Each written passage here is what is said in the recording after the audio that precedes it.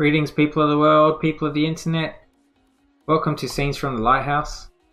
For those of you who are new, thank you for joining me. For those of you who caught the last video and are here, welcome. And for those of you who know me from my Twitch stream and my YouTube channel, I'm A1 Major, but I like to keep these video series casual and personal, so you can just call me Anthony. So today I want to share with you a process of internal struggle, making sense of things that may not be what I needed at the time and trying to put them in order.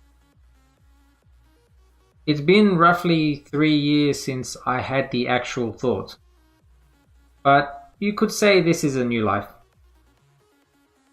Although it's my life, I won't say that it's 100% new. But there is a clear turning point where my attitude and perspective did start to change dramatically. So 2014, it opened my eyes to a lot of different things. 2014 proved to me what kind of person I had become, which was 100% in the opposite direction of what I wanted to be. And looking back, it was scary to even imagine that it got that far. Now, knowing how people are, and all your experiences and interactions, the culmination of everything leads you to this point in time and where you are right now. And like for everyone that's looking, that's who you are right now. So, but the thing is, because you have those interactions, you can't unlearn them, and you can't remove those experiences. So even if you're in a bad state of mind, you have to press forward from this point on, and you have to build on top of that. And so that for me was what I had to do. I have always been curious about people. And for those who saw the last video know that I've led a sheltered life growing up. So leading this life meant my social interactions were few and far between. It's probably why I was so curious about people, because I just didn't interact with them. And in some ways this carried over from my childhood all the way up until 2014. But that said, I've gone to great lengths to not use this as an excuse, but more so as a reference point. So I believe that if anything is within your power, then you shouldn't blame your so-called failings on anyone but yourself. But obviously, when you're down and out, it's very easy to place blame and think that it's not you who's at fault, since you're the one who's down and out. And at that time, you're the only one who needs the most help, and you're the one who needs support, and you're looking for a way out. But it may be a long time before you find a way out. It may feel like an impossibility or an eternity. So when I say it's a new life, it's because there's a clear turning point. So, when you speak to anyone who's been through a tough situation, they usually know and can tell points of where their life has either changed for the best or worst. And obviously, if you are aware of your thoughts, aware of your surroundings, and you're in touch with your very being, you know as clear as night and day when those occurrences happen. But in saying that, everyone knows I've got great willpower. I know exactly where everything is in my life. But in saying that, I'm human. And just because I may excel at, being strong and knowing things and pretending like I'm the best, I'm still human. So I gave myself visual indicators, just so that I could change everything about me to fit this new direction that I was headed in. So I cut off all my hair. And to this day continue to maintain a buzz cut. Now, just because it's part of this direction change, it's cutting my hair off is very easy to manage, and luckily for me, it suits me. If I didn't like it, I wouldn't do it.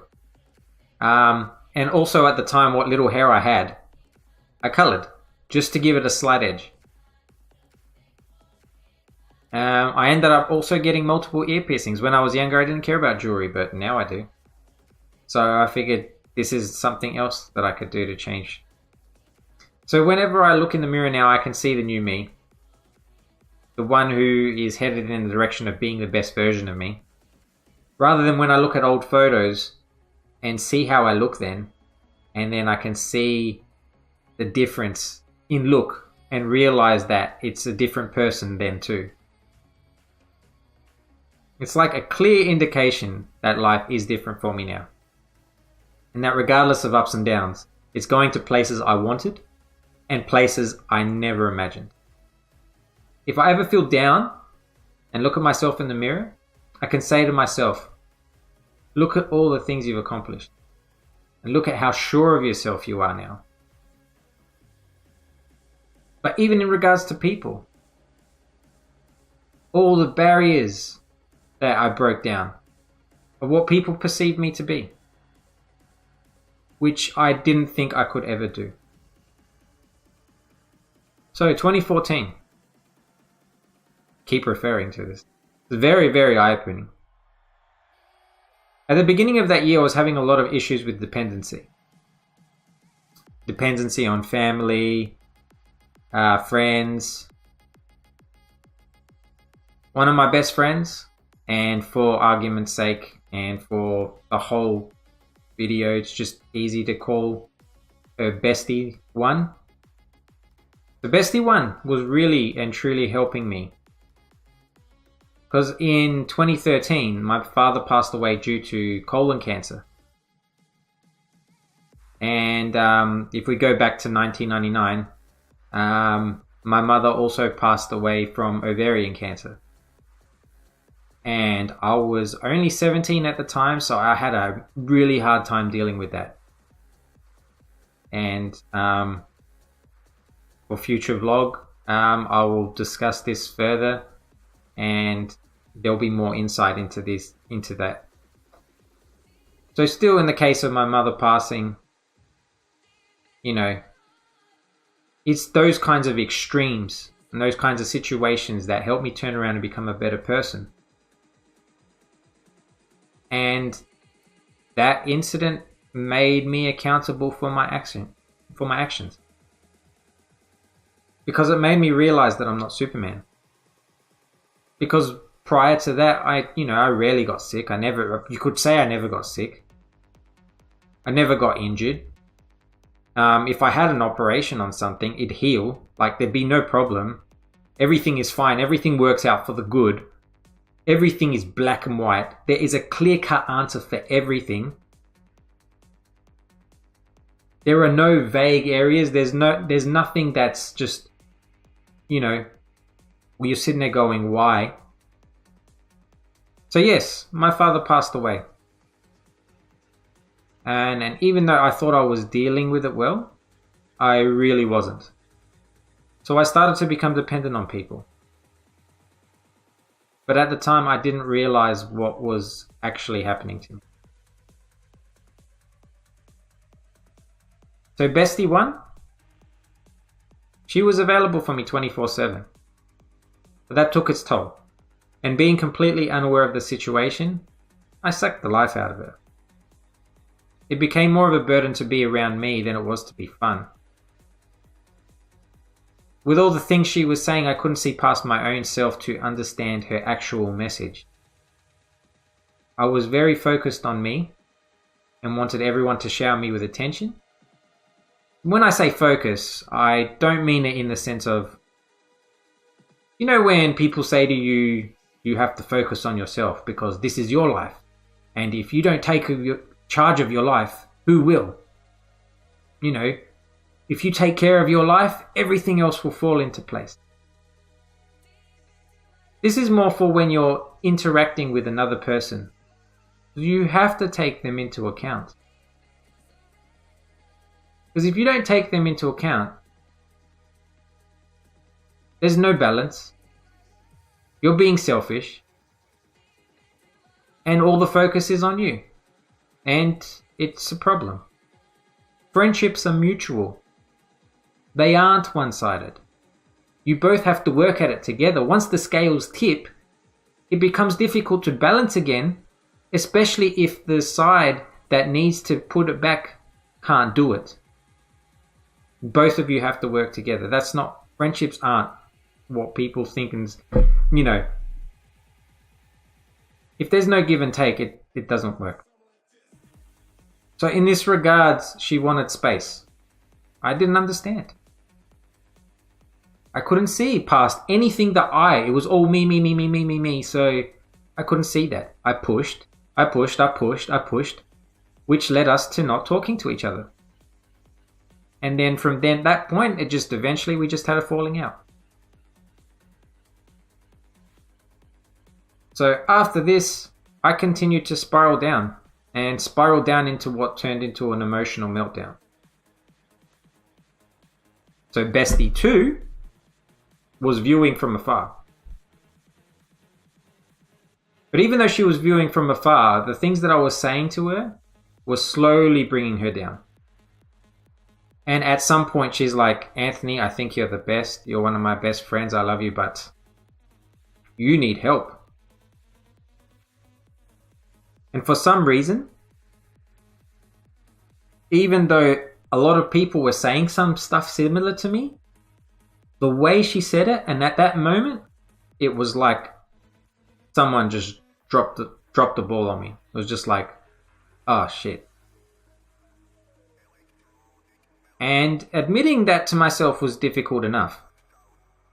But also finding the right kind of people to match my way of thinking so that they can help me was difficult too. And even with the help and working through everything, I was still not at peace with the issues I had with Bestie 1. I don't think it was so much finding peace or finding a way out. Like, you can have people say and do things, like I was saying before. You can have people say and do things that make perfect logical and rational sense. They make perfect sense to you. For instance, stop thinking about the situation, Anthony. It's clear she doesn't want to be your friend. But I was still hanging on, since we were really close friends. I can't just turn it off like flicking a light switch and then just stop caring like that. I spoke to her daily and I hung out with her a few times a week. How do you go from that to nothing instantly? Especially when you're blind and you can't see the problem like I was. People continue saying things like, you should move on. Do great things with your life. Find new hobbies. This is a great time for you. You are young. Possibilities are endless. Don't waste it. And the list went on. I feel that no matter what people say in those regards, unless it clicks for you, unless everything aligns for you in your head, unless you're ready, if you're 100% not ready, those things that people say, no matter how important they are, will never mean anything to you. So even though I was getting a lot of help with my emotional meltdown, I was still having a lot of trouble in regards to my current friendship with Bestie 1, if you could consider it a friendship at that stage. I was speaking to as many people about it that I could. I was speaking to professionals about it. After a certain amount of time, one day I just woke up and said to myself, okay, that's enough. From this point on, we can make a change.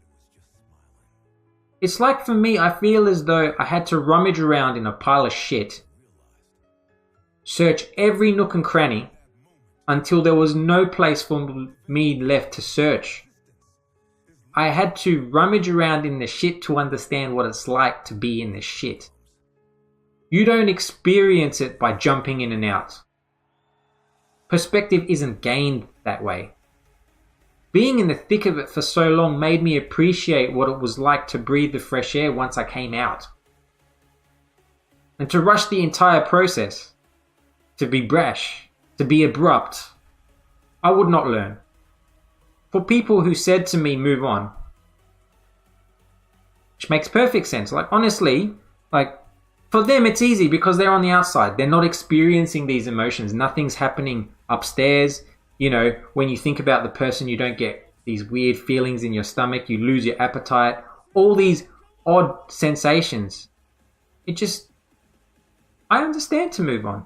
But it's not right for me to just do it. There's a process that needs to be process that needs to be followed through on before I could do that. So what felt like an eternity was really only half a year. And as that passed by, it finally clicked. I had done enough searching through the crap that was left in my mind until I finally realized what the issue was between Bestie 1 and I. And I woke up and it hit me. I was at fault. Up to that point, I was still blaming her and blaming other people. I didn't want to be responsible. Slowly, I picked myself up. And it was one of those things where I told myself, we just won't think about it today. And as every day I woke up, I'm like, we just won't think about it today. If anyone can form a habit, why not for this? Eventually it came to a moment where I stopped thinking about it. And by the end of 2015, I had made peace with the entire situation. But then again, I figured it would take time. But you know, during the ordeal, this quote always comes to mind. A watched pot never boils. And it made me realize what I needed to do. So at the end of 2014, I was doing something and I thought to myself, shit, it actually worked. I actively don't think about this. And it was mind-blowing for me because I'd never pushed myself to do something like this before. And so it helped me believe in myself that much more. And in hindsight, it was an amazing process for me. So the other thing that I was talking about in regards to a new life, I used to write in every spare moment I had. And as a result, I am known as a good storyteller. And a lot of you people watching have some idea about this. After bouncing back from the meltdown, my incentive to write disappeared. I don't know if I had related to my writing as an emotional release, because I used to do that. I did have a lot of positivity coming through in my writing, but I did use my writing as a way to express myself, because if I just get it out there, I don't have to worry about how it's received. That's how I feel art is. Once you put it out there, it's no longer yours. It's up for critique. It's up for review. So I really wanted to try a different outlet because I had a lot to say. And rather than write it down, why not try my hand at speaking? Because I've never been really good at it. One thing, if anyone asked me what my weakness was, it was public speaking. I'm not never been too confident at doing that. I figure, what's one way to tackle that? Just keep doing it. It's like anything, really. I'm not someone who's naturally gifted at a lot of things. Everything for me is usually hard work. So I figured, do the same thing here. Obviously, if you try it enough, you'll get used to the feeling of it. The fear might not ever go away, but at least it won't be as daunting as the very first time. And I can think to myself that, and think to myself that I can never do it. So, as it goes, it will get easier. I know I was always big on talking, but never doing. I'm like, what have I got to lose? How is me talking about a situation going to help me take action? Why is the fear stopping me? What even is this fear? I'm no longer a slave to this fear. I'm kicking it out the door right now. I'm in a good mental state of mind. I'm in a good place. I'll go back and get my license. Because a lot of people ask me, they're like, Did you lose your license? You're in your 30s. Why don't you have your license? Well, you can't tell everyone your life story from back to front. That's how you're going to explain things. So, yeah, I went to go get my license. See if I can find a driving school that can help me achieve this. So Bestie 2 suggested a driving school that helped her get her license. And like me, she had a lot of confidence issues behind the wheel. The pressure to do well and get it right was too much before that for me. I tried with my family. Constant shouting in my ear stressed me out.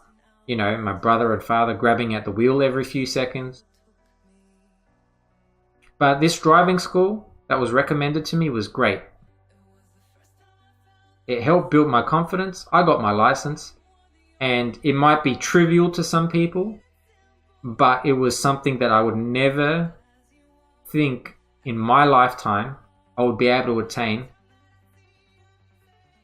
And so this is one of my proudest achievements because, yeah, it was 20 years of attempts. Almost. A long time when you think about it. So I also asked one of my friends at the end of 2014 about dance classes. Normally if I find something fun, I don't stick to it.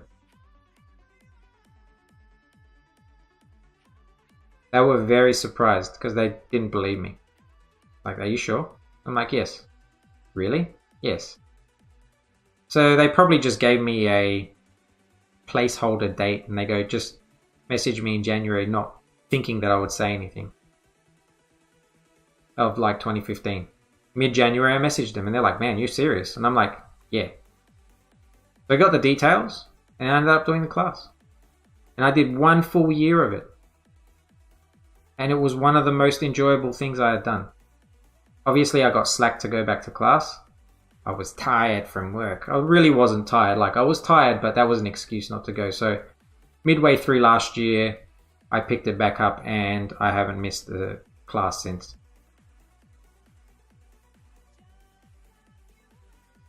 Even though I've been sick, I've still managed to somehow not miss a class and make it out to a lot of the social nights. Even with traveling interstate a few times, I still made it work. My dedication and focus had reached a new height, and I was quite proud of that too. I also wanted to learn how to swim. I didn't learn in primary school like everyone else, because the swimming instructor threw me in the pool and expected me to start swimming on my own. I almost drowned. I got out of the water in such a shock and I told my mum we're never going back. Don't get me wrong, I'm not afraid of water. Not in the slightest. It's just I'm afraid of shit teachers, pretty much.